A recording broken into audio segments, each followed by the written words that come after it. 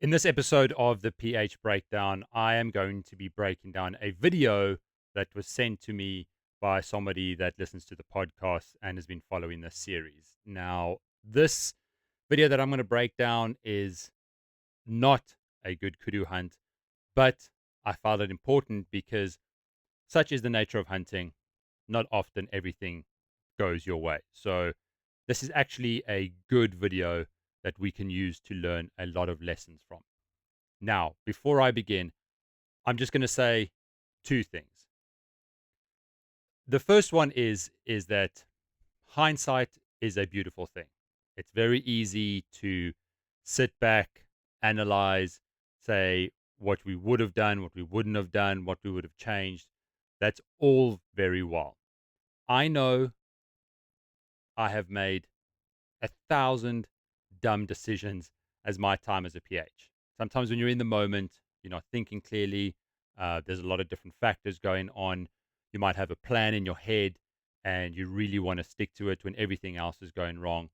So many different factors happen. So, even though we are critiquing this particular video, I still want to make it clear that there may be different factors in play here that we can't pick up from this video. That's the first one. The second one is this is not a critique of the hunter himself or the professional hunter himself. There is nothing personal when it comes to these videos.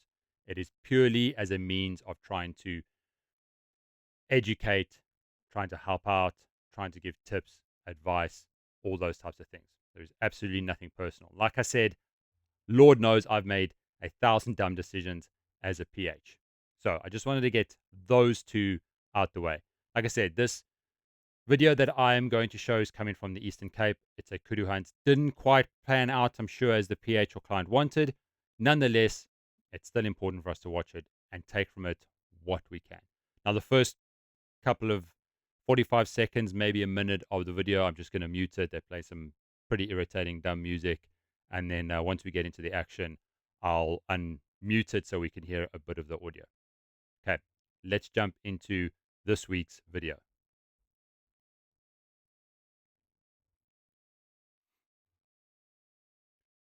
So this is a good example. Again, you can just kind of see the terrain in the background, which is pretty standard for hunting kudu in the Eastern Cape. But what I want you to pay very close attention to, and I'm just going to circle it now, is this. It's the top of the sticks. Now, later on in the video, they actually put a little note at the bottom to say that the top half of the sticks fell off. It broke in the truck. Whatever the reason was, I'm not too sure. But you can see that the sticks are not as they should be, which may cause a problem. Again, this comes back to hindsight. Um, Things go wrong in the bush. We've all had to make a plan. We've all had to fix things. And sometimes it works out, sometimes it doesn't. But for the sake of this video and for this context, this little piece of information is very important. Let's carry on. Okay, so I'm just going to unmute it now because I think this is the part where the music is finished. And you can hear the PH here. He's just telling the client where the kudu is. He's just explaining it to it. I think this is a really good example because here the PH is doing a great job in trying to explain exactly where the kudu is to the hunter before they get there, before they get on the sticks. So he's showing him, let's say, for example, that kudu standing there near that white rock or next to that red aloe. And you can see later on in the video, they actually move off into a better position. But that's good because it just gives the client the opportunity to see and keep his eye on where the kudu is, so that when he gets up onto the sticks, he knows already. They don't have to waste time trying to find it again. I have a big one sticking out just below that cliff face. There's a big one, then you just come to the left, then there's a smaller one about the size of a truck. So here he is explaining pretty well, making sure that the hunter is on board too and knows exactly where it is. Okay, now I don't know if you guys can see it with this smaller window here, so I'll just put a ring around where the kudu is in the video. From here, it looks like the kudu has spotted him. him being the party, the hunting party, the PH, and the client, maybe the tracker to the dogs. And that kudu is sitting dead still, and you can see he's behind some thick brush. Now, this is common, especially with kudu bulls. Um, Cows, a lot of the times, they'll run off a lot sooner. Bulls, older, bigger bulls, they'll hold up as long as they can till the very last minute. So this is actually a really good angle to see that no matter how far you are, I think the distance here probably when they zoom out, you can see it might be in the 280, 300-yard mark. Those kudu will spot you coming from a long ways off, and you can see through the entire video that that kudu bull has always got his eyes on the hunting party. Find that rock. Just go to that. So you can hear the guys are kind of fiddling with the sticks now, and this is where the wording comes up at the bottom that the top half of the sticks broke, and they're just trying to make a plan. One of the things that I used to do as a PH was I always made sure that I had a backpack with me, just a very small, simple backpack. Or if I didn't want to carry it, I made sure that one of the trackers behind me, he carried it. It's great for just carrying maybe a small first aid kit, maybe 1 or 2 bottles of water, spare ammunition, whatever it may be. But one of the things that I always made sure that I did was I stuffed a big jacket in there, or an old jersey, something nice and soft, so that if you ever got into the situation where the hunter had to shoot from a prone position, or he had to sit down on a place where there's some cactus, thorns, whatever it may be, you can use that bag as a rest for the rifle. You can use it to sit on. It just helps make them a lot more comfortable in those types of situations. So in this situation, again, I understand hindsight. They said that the top half of the sticks is broken. And if you look back at that first picture, which I circled, I mean, it's the top of the sticks is like that. It'll be very, very difficult to balance a rifle on top of that. So you could just take that backpack, put it on top of those sticks, and they'll actually open up that surface area where the hunter can rest his rifle on, and it'll make a better situation than having broken sticks. Sit down. Steve, we gotta go towards Right, so they're just talking here now that they're actually going to start moving along the ridge line to see if they can get a better angle at this kudu bull. Not too sure why the hunter's carrying the sticks and the rifle at this moment. Maybe they did get set up and they decided to move along, and he just grabbed it and walked along. But you can see sort of how rocky and sharp that terrain is there. Funny enough, their dog looks a lot like my dog, Utah. Maybe I'll put in a little picture of Utah here so you can see the comparison. These long-legged fox terriers are fantastic, by the way. Absolutely loved my time hunting with Utah and the amount of animals that he used to retrieve for us. But yeah, if you can look at the sticks now, you'll see the top half is broken. This brings in my point again with a nice little backpack. Just such a versatile little thing for you to use. Maybe the client can sit down, maybe can put on the sticks. Would have been a good option for them. There we go. There's those sticks with the top half missing. It'll be very difficult to balance a rifle on there. Want the sticks lower? Yeah. Okay. Now, this is the angle of the kudu at which they take the shot. I don't want to try and talk over the shot, so I'm just going to stop it now and give my little brief analysis here. In my opinion, this kudu bull is angled way too far forward, hence towards them. There's far too much covering specifically the vitals that they need to hit. And they do take the shot on this. But if I was in this situation, there is no chance that I would let my hunter take a shot on this kudu. Some of you guys watching might say, I could make that shot. I'm sure you could. And there is also other factors. This may be the last hour of the last day. These guys might have passed up on 20 different kudu bulls. This may be their one and only opportunity. I don't know. Again, I've been in those situations where the ante kind of ups a bit, and you might want to get a little bit more riskier. You might want to push things a little bit. But you've already got a scenario of the shooting sticks not working, or being broken rather. So already your client's kind of on the back foot. He's not going to be sitting in a comfortable position, as you saw on those rocks there. The shooting sticks are not working, so he's not resting that rifle as nicely as he should. And now all of a sudden, you're going to be taking a very, very difficult shot at an animal that is angling way too far towards you, and you don't have a certain chance of getting those vitals. So I think this is a very, very risky shot to take. They do ultimately end up taking it, but you can hear, as I'm going to play ahead now with the audio, the PH and the client kind of talking back and forth. And it was very something interesting that I picked up where the client said, I can't make out the horns. Does he have good horns? Now, that means he obviously hasn't seen the horns. He's trusting his PH, that he's judging the trophy quality of it. It helps as a hunter that you get a good look at the animal that you are going after. I don't know if maybe this client beforehand has said he has a preference for kudu horns, maybe wants something wide, maybe wants something tight, maybe wants a figure of eight. I don't know. But maybe he's got something in his mind, and he may have said to the PH, I want to pass up on this kudu. You don't know. And it goes with any animal. If you can have a good look at the animal that you're going to shoot, it helps a lot. Not only for your own preference of what you'd like in a trophy, but for later on, if ever you have to follow up on that animal or there's confusion, you want to make sure that you know that you are shooting the correct animal. So I'm going to kind of play it on from here, let you guys listen in, and then I'll stop it just after the shot and we can maybe even bring it back. There you go, like that. Alright, got the red patch. Okay, just come to the right. You see that aloe vera plant, that long tall plant?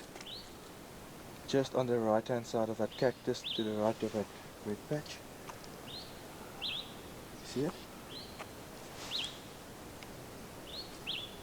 Really? Okay, you see that red patch? Yep. The right hand side, and go up to the right about 20 yards to the right. You'll see that cactus again on its own. Yep. The one with that kudu there. Yep. Okay, you see that cactus? Yep. Yeah. Just get in position next to you.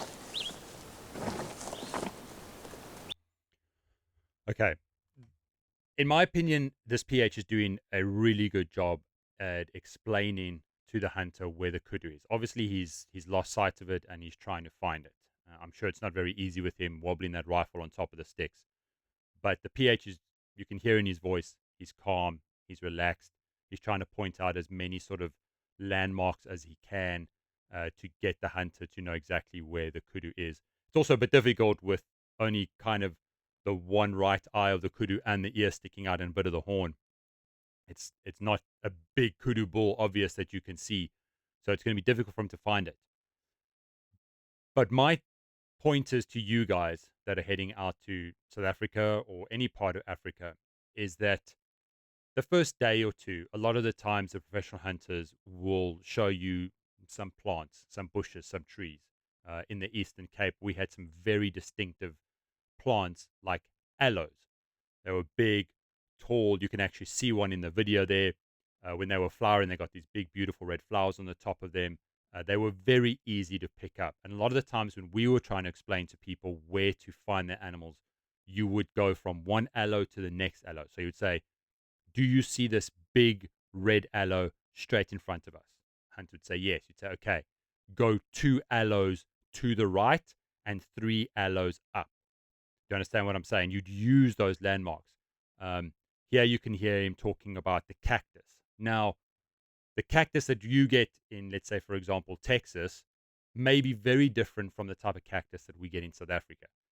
So when your PH is pointing out to you certain plants, cactuses, aloes, acacias, speckworms, whatever it may be in whatever region you are, just take a note, take a couple of minutes to actually know and learn and understand them, because there may come a situation much like this one where you can't find the animal and your PH is trying to get you to find the animal. And the best way to do it is to direct you by looking at the plants and bushes that you know or that he pointed out earlier. So this is, like I said, a good example of the PH just staying calm and pointing out certain landmarks to try and get the hunter to find this kudu. You see that cactus? Just look in between those branches. You'll see the dark body sticking out there. You can see the horn and the ear sticking out under the Now he's just left-hand side of explaining that cactus. Cactus. which body parts See of the the kudu horn you and can the ear? see. Yes. Okay, then the horn in the ear, just go to the right, just on the other side of that green cactus. You see his shoulder there? Not confident. Okay, so you see the horn, right? Yep. See the horn in the right ear. Okay, then just go to the right of that green leaf in front of his face. That's his shoulder there. But if you just wait, if you want to shoot, I want you to put it in as close to that cactus's branch as you can. Right next. Okay, so here you can hear that the hunter picked up where the kudu is. He can obviously see the eyes and the ears, and then the PH is trying to now direct him onto where the shoulder is. And the hunter said very clearly, "I'm not that confident." I'm going to use my hindsight card here, but if that was me, I would have said, "Okay, what are you not confident about?" Maybe it's the lighting. Maybe there's something in his scope that he can't see. Maybe he's shaking and wobbling around too much. Whatever that reason is, I want to know so that maybe I can fix it. If he says it's a bit too dark, then maybe you can adjust the scope a little bit. Maybe you can bring it in, out, whatever it needs to be. Maybe if he's uncomfortable and wobbling around, you can say, all right, how can I change the sticks? How can I get you more comfortable? Whatever that reason is. If someone says, I'm not confident, you can't just breeze over that. You need to know why so that you can get them confident and get them to the point where they are ready and willing and capable to take the shot. So he's still trying to get him to find out exactly where the shoulder is, and that's where he's going to want him to shoot it. Next to that cactus, the one covering his face, Yeah. I want you to put it on the edge of that cactus. Lower right hand edge of it. Yeah. What do you want to do? Lower, higher, backwards? So now the writing along the bottom is just saying that it's really Stop difficult for them shaking. to get set up for the shot because the sticks were broken. that So it is obviously an issue now. And it's a difficult shot to take. There's a small window there that he's asking the hunter to send a bullet through. Still same shot placement. Below the. Oh, banjo, focus. Start getting a little bit of a discipline there. Let me just get back on. I'm sorry about the dog there. So obviously things are going on. You can hear in the background they're messing around with the sticks. He's trying to explain to the hunter where everything is.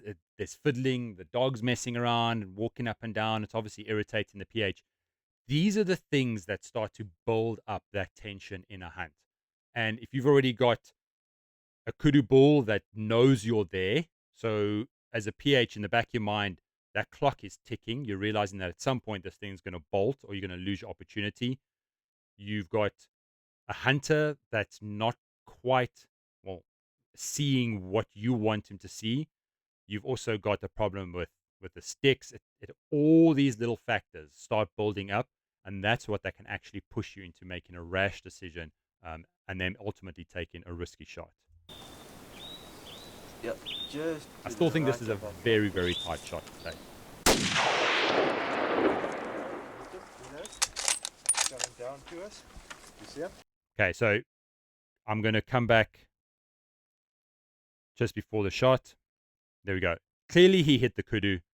You can see the way that it reacted, and then you can see by the way that he's running down the hill that he's broken that front shoulder. I'd say that front left shoulder, kind of looking at how the kudu's standing in terms of the video camera. Seeing the way that that leg is flaying and bending, I'd presume that it hit the top shoulder bone and broke it and shattered it, which means that there's a good chance he could have hit it in the lungs. But either way, it's a definite shot, and we'll kind of see how it pans out from here now. Yep, just to the right of that cactus. So watch closely. Boom. There he goes. Coming down the hill. Watch that leg. Coming down to us. You see him? Yep. Okay, stay on it. Still running strong. If you have a shot, give him another one. He's hit hard. He went in behind those trees there. Okay. PH said, if you have another shot, take it. So he's kind of given him the okay. It's a don't wait for me now. If you're on it and you take it, have a shot. But that kudu bull obviously then runs in behind the brush. There's a slow motion replay. Jumping real high. It's a nice bull. Nice kudu bull. Hard. He's either going to come out on the other side, or he's going to come down, or he's going to drop in there. So this is also a crucial part that often happens, is that you hit the animal. You don't know if it's lethal. You don't know if it's just a wounding. Okay, obviously by the way that it reacted, you can see that it's a good shot. But now what do? Do you keep focused on that bush? Do you keep your client steady and just say to him it's going to come out left or right? Make sure you're comfortable, be ready. What can happen in a lot of these situations is there may be another kudu bull, two kudu cows, whatever it may be, down in that brush that will also hold up, and they may blow out at any time. This is what I was saying earlier about why I think it's important the hunter knows the characteristics of the animal he's going after, knows what type of horns he has, and knows it. Because if another kudu bull can running out, is that client 100% sure that's his bull? You'd hope that the PH would know, but he may let one fly. The PH has said to him, if you get a shot, take it. That kudu bull runs in behind some brush, hangs around for a minute or two. All of a sudden, another one pops out. It's not your bull, and they get shot. These things do happen, as crazier as it sounds. So as a PH, you now got to start weighing up. Do we hold tight here? Do I wait for 5 minutes? Do we wait for 10 minutes? Do we wait for 15 minutes and see if it comes out? Do we try and skirt along to the right and see if we can get an opening?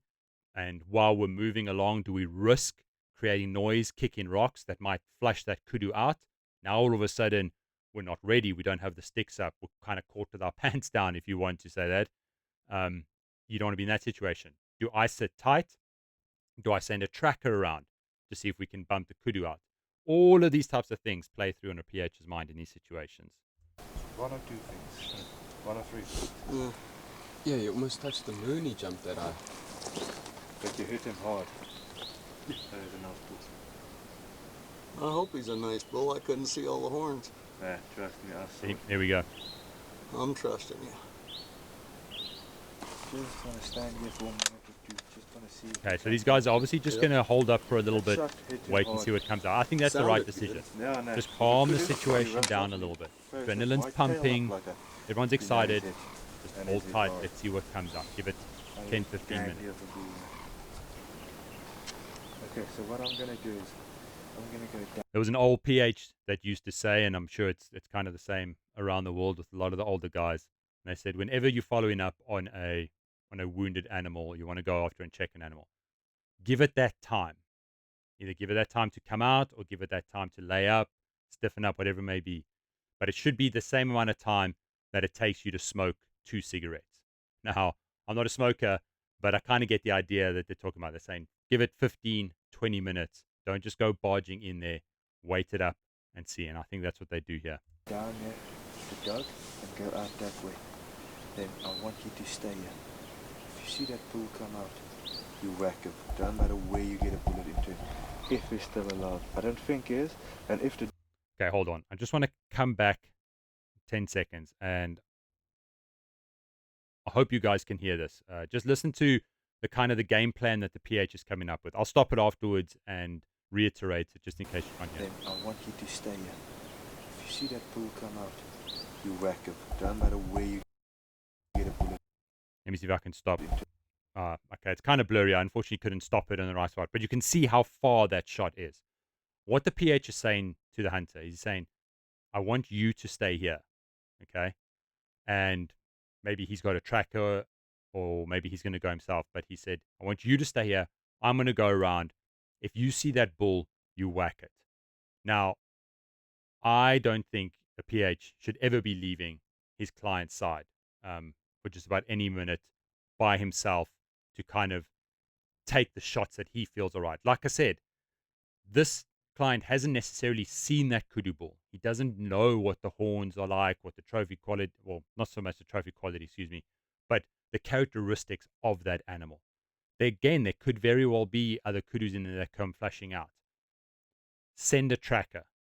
Go with your hunter if need be, or move together into a better spot. But kind of leaving him to go such a distance way onto the other side of a valley and then saying, if you see that bull, shoot it. I just think it's a bit too risky and it's a little bit of a recipe for disaster. So Let's see how this one pans out. If he's still alive. I don't think he is. And if he's alive and the dog bays him in there, you hear the So dog they're bark, talking about putting the dog on him. I'll whistle you if I want you to come. Look at the stick. So this is obviously straight after the shot. You can see the hunter is seated, which is good. I think you get a better, more steady positioning seated like that, especially in these rocky, sloped terrains. But you can see he was trying to balance that rifle just on the top of that sticks, which is very, very difficult for the distance of that shot. The fact that he hit it could be a good shot, but I'm guessing he probably didn't hit it exactly where he wanted or where he was supposed to. That way or stay this side until I get to him, right? Bandages on him. Yep. Okay, so clearly they've put the dog on him, and now the dog has bayed the kudu up. Now, kind of, the PH needs to start coming up with new plans, and the hunter needs to be on his game, because this is when things happen real quick. This is when adrenaline gets up, tensions get up, communication tends to fall apart. This is a very, very crucial part. You've obviously got to worry about the safety of your dog. You've got to worry about your hunter. You want to get that animal down as soon as possible too. There may even be 1 or 2 trackers that have been sent over the top of the back. So you kind of got to start thinking about that, because now all of a sudden there's people in front of the rifle. This is always a very, very difficult situation. Just don't shoot the dog. Nope. That dog's doing a great job there. Man, he looks just like Utah. Okay.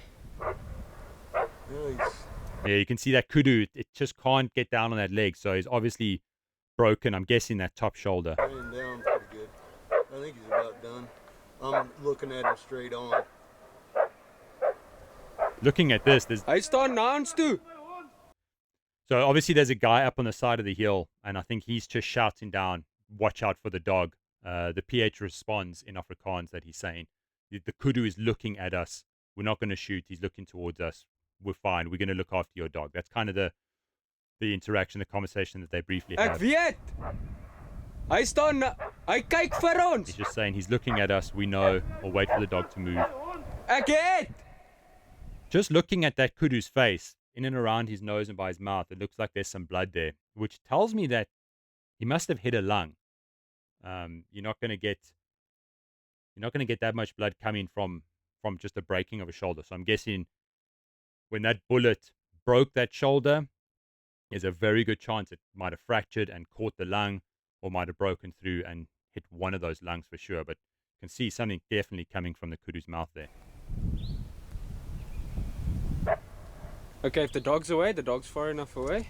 Wait. Okay, still a difficult shot. That kudu is directly facing them. So it's a smaller area to hit, it's a tighter shot. We've already seen how difficult it is in terms of not having fully functional sticks. As I said, now the adrenaline's going. But you want to get that animal down. Do you tell your client, send it, let it fly? Or do you try and wait for that dog to turn the kudu a little bit more? Wait. Yeah, that dog's coming back. Okay, he's gonna push him down a bit. You can see that kudu ball's hurting. It's definitely not going to be going too far. I think they're just waiting. Shit, that's stressful. They're just waiting for him to turn. Come on, turn, you son of a bitch. I don't see them now. Oh, Foster's getting close. He's about 20 yards. Come on. It's a good dog.